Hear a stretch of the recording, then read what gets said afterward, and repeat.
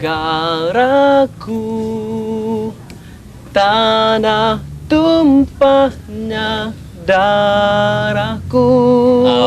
Amboi Lan, seronok nampak. Kenapa seronok sangat ni? Kenapa Min? Ada yang tak kena dengan saya ke tadi? Ada apa, biasa je. Cuma kalau nyanyi lagu kebangsaan, kita kena tunjuk rasa hormat. Dulu kita tak ada pun lagu kebangsaan. Kita terpaksa nyanyi lagu God Save the Queen daripada England tu sebagai lagu kebangsaan kita. Minta maaf Min, minta maaf. Saya betul-betul terlupa. Sepatutnya sebagai rakyat Malaysia, kita mesti tunjuk rasa hormat pada lagu kebangsaan dengan berdiri tegak dan menyanyi dengan penuh semangat. Ya tu Lan, tahu pun. Alah, saya tahu sebenarnya Min. Tapi tadi tu saya sengaja je orang kata nak menghayati lagu kebangsaan. Yelah, saya faham. Min, ceritalah lagi. Berminat pula saya nak tahu tentang sejarah lagu negaraku. Baiklah Lan. Begini, lagu negaraku dicipta pada tahun 1957. Pemilihan lagu negaraku dibuat oleh Allahyarham Tunku Abdul Rahman yang mengetuai jemaah hakim di Dewan Polis Depuh Kuala Lumpur. Mereka menilai dan mengadili 4 buah lagu cadangan yang dipersembahkan oleh Pancaragam Polis Diraja. Begitu. Tapi bagaimana pula terhasilnya rentak lagu negaraku ni? Lagu negaraku dicipta berdasarkan lagu Terang Bulan. Kau tahu kan, lagu Terang Bulan dia lagu kebangsaan kepada negeri Perak. Dan rentak ini dipilih kerana dia mempunyai unsur kemelayuan. Kemudian Majlis Raja-Raja telah memperkenankan keputusan jemaah hakim dan lirik lagu negaraku digubah semula oleh Encik Saiful Bahari berdasarkan kepada lagu Terang Bulan tadi. Begitulah ceritanya. Lagu negaraku dipilih daripada lagu rasmi negeri Perak, iaitu lagu Terang Bulan. Lagu ini berasal dari Pulau Mahir di Kepulauan Seychelles. Lagu tersebut telah dibawa pulang oleh Raja Abdullah setelah baginda selesai menjalani hukuman buang negeri di Kepulauan Seychelles kerana didakwa bersubahat membunuh Presiden British di Perak, iaitu J.W.W. Birch. Lagu Terang Bulan adalah lagu ciptaan seorang penggubah lagu Perancis, iaitu Pierre Jean de Branger, yang kemudiannya telah diberikan seni kata dan lagu baru yang dinamakan Allah Lanjutkan Usia Sultan. Seterusnya dijadikan lagu rasmi negeri Perak, Darul Rizwan. Lagu negaraku berentak baru dipersembahkan buat kali pertama semasa sambutan ambang merdeka di Dataran Merdeka pada tengah malam 30 Ogos 2003. Lirik lagu kebangsaan negara menggambarkan kesetiaan rakyat yang tidak berbelah bahagi kepada tanah air. Lirik lagu kebangsaan juga menuntut kita supaya bersyukur kepada Tuhan, taat kepada raja dan sanggup berkorban demi mempertahankan negara. Lagu kebangsaan membangkitkan semangat patriotik dan cinta akan tanah air. Semua orang bangga dengan lagu kebangsaan negara.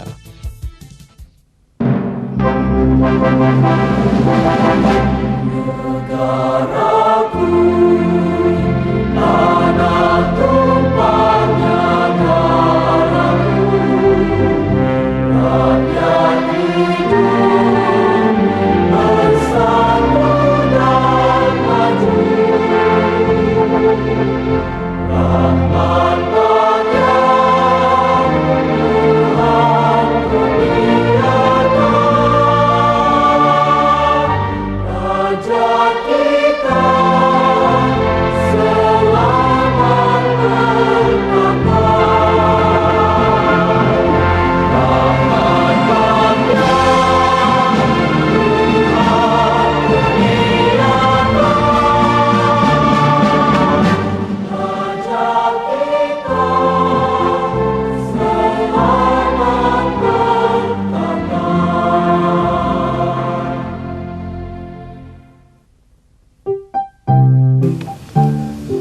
Lan, Ya Min? cuba tengok ni. Banyak juga negara yang ikut serta dalam Piala Dunia baru ni kan? Yalah. Lambang negara diorang menarik juga. Min, buat pula awak nak bangga dengan lambang negara orang lain. Negara kita pun ada lambang tersendiri tau. Oh, ya tak ya juga. Lambang negara kita ialah Jatanegara, betul tak? betul tu Min. Setiap negara mempunyai jata negara masing-masing. Sama lah juga seperti negara kita yang menjadi kebanggaan penduduk di negara kita. Setiap lambang pada jata negara mempunyai maksud yang tertentu. 4 jalur berlainan warna di tengah-tengah perisai merujuk kepada negeri Perak, Selangor, Negeri Sembilan dan Pahang. Dahulunya dikenali sebagai negeri-negeri Melayu bersekutu. Warna hitam dan putih melambangkan negeri Pahang. Warna merah dan kuning melambangkan negeri Selangor. Warna hitam, putih dan kuning melambangkan negeri Perak. Warna merah, hitam dan kuning melambangkan Negeri Sembilan. Di bahagian kanan perisai pula terdapat pokok Melaka yang melambangkan Negeri Melaka. Negeri Sabah dan Sarawak dilambangkan dengan jata negeri tersebut. Di antara lambang Negeri Sarawak dan Sabah terdapat sekuntum bunga raya yang melambangkan bunga kebangsaan negara kita. 2 ekor harimau yang menyokong perisai itu bermaksud keberanian.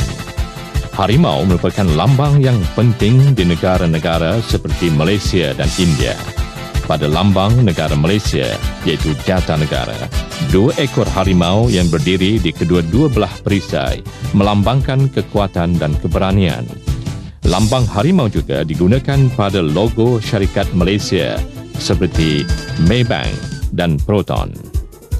Di bawah perisai itu pula terdapat cogan kata iaitu bersekutu bertambah mutu yang bermaksud semangat permuafakatan akan mengeratkan lagi perpaduan antara negeri di Malaysia.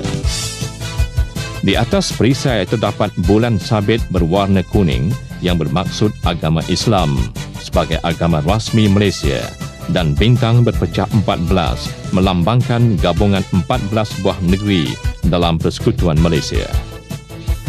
Di bahagian kiri perisai terdapat sebatang pokok pinang yang mewakili negeri Pulau Pinang. 5 bilah keris pada perisai melambangkan negeri Perlis, Kedah, Kelantan, Terengganu dan Johor yang dahulunya dikenali sebagai negeri-negeri Melayu tidak bersekutu.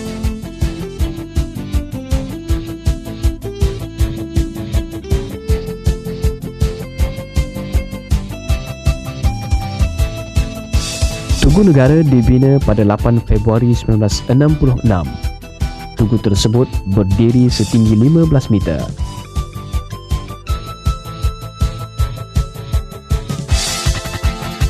Setiap patung gangsa tugu melambangkan kepimpinan, getir, persatuan, siap sedia, kekuatan, keberanian dan pengorbanan. Diperbuat daripada gangsa dan direka oleh pengukir Austria, Felix de Welden, yang bertanggungjawab bagi Tugu Peringatan Perang USMC di Virginia, Amerika Syarikat. Pada tahun 1975, Tugu negara mengalami kerosakan teruk akibat letupan yang diletakkan oleh pengganas komunis. Min, apa signifikannya lambang-lambang negara ni? Mesti ada sebabnya kan? Setiap rakyat mesti mempunyai perasaan kesetiaan, kesanggupan untuk berkorban dan kecintaan pada tanah air. Untuk mewujudkan perasaan inilah, maka lambang negara diwujudkan. Dan kalau awak nak tahu Lan, antara lambang negara kita adalah seperti bendera kebangsaan, lagu kebangsaan dan jata negara. Tujuannya macam saya sebut tadilah, untuk rakyat sentiasa bersemangat, bersatu padu dan sanggup berkorban demi mempertahankan kedaulatan negara Malaysia. Tapi ada satu lagi lambang negara yang awak tak sebut, Min. Apa pula? Saya rasa saya dah bagi tahu semua Lan. Bunga raya, bunga kebangsaan kita. Ya Allah. Ish, kita duduk, Min. Okey. Alamak, macam mana saya boleh tak terlintas nak sebut tentang bunga kebangsaan? Memandangkan awak dah sebut tentang bunga kebangsaan Lan, apa kata awak pula yang bercerita pada saya? Tak ada masalah, Min. Macam macam ni. Bunga raya merupakan sejenis tumbuhan yang sering ditanam sebagai pokok hiasan. Nama saintifiknya ialah Hibiscus rosa sinensis. Alamak, tahulah awak hebat sains. Tapi tak apalah, awak teruskan cerita. Cuma yang penting jangan lupa untuk bagi tahu saya macam mana proses akhirnya bunga raya boleh jadi bunga kebangsaan. Boleh, Min. Tapi kalau nak tahu dengan lebih lanjut, jom ikut saya. Jom.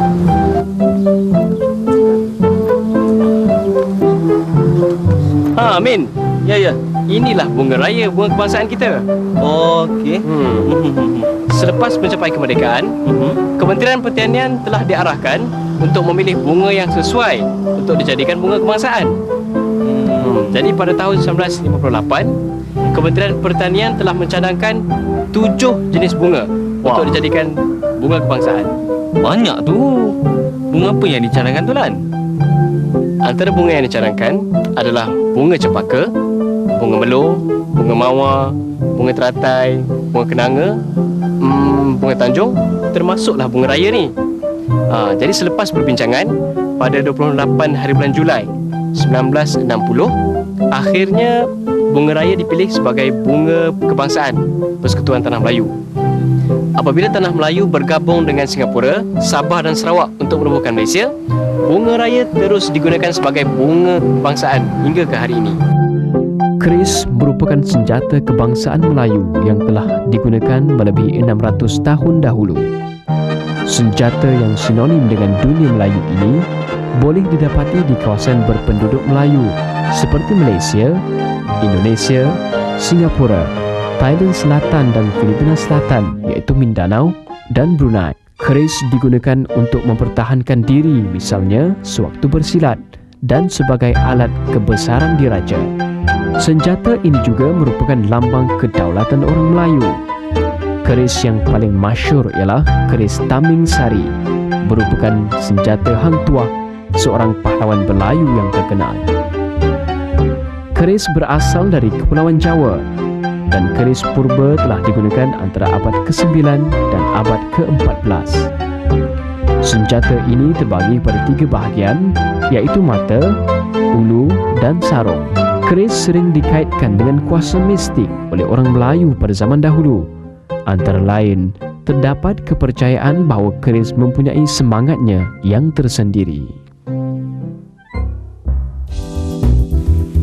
Rukun negara diwujudkan antara lain adalah bertujuan untuk membentuk perpaduan yang lebih erat di kalangan rakyat Malaysia dan memelihara cara hidup yang lebih demokratik. Dengan menghayati rukun negara, diharap dapat melahirkan masyarakat yang adil, iaitu kemakmuran negara dinikmati secara adil dan saksama, membina dan membentuk sikap rakyat yang menghargai nilai tradisi kebudayaan yang kaya dengan pelbagai corak, serta membina masyarakat progresif yang memanfaatkan sains dan teknologi moden. Rukun negara menjadi panduan kepada seluruh rakyat Malaysia yang berbilang kaum ke arah pembentukan integrasi nasional dan menjamin kesejahteraan rakyat yang bersatu padu, demokratik dan adil.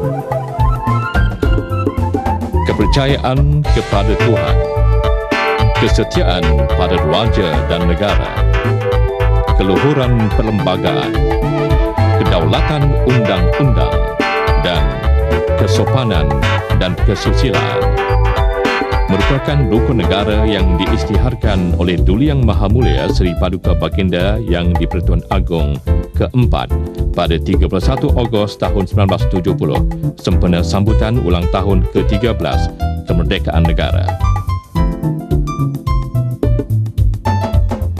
Sejarah rukun negara bermula seawal kedatangan Inggeris dan dasar imigrasi liberal yang diperkenakan oleh Inggeris.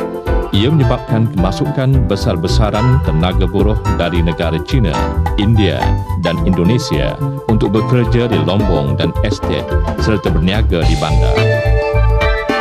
Di bawah dasar pecah dan perintah oleh kerajaan kolonial Inggeris, ketiga-tiga kumpulan etnik tersebut dipisahkan dari segi tempat tinggal dan pekerjaan.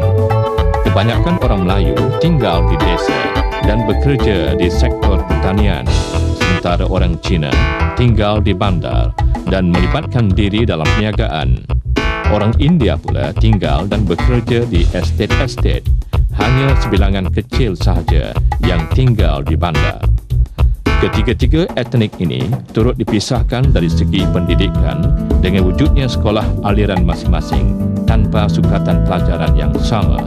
Keadaan ini berterusan sehinggalah negara mencapai kemerdekaan pada 31 Ogos tahun 1957.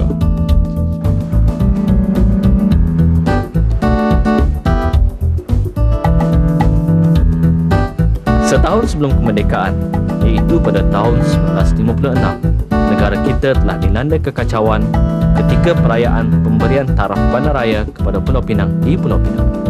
Malah perbalahan yang sama turut berlaku di Bangkor pada tahun 1960, 1966 di Bukit Bertajam dan berlaku sekali lagi di Pulau Pinang pada tahun 1967.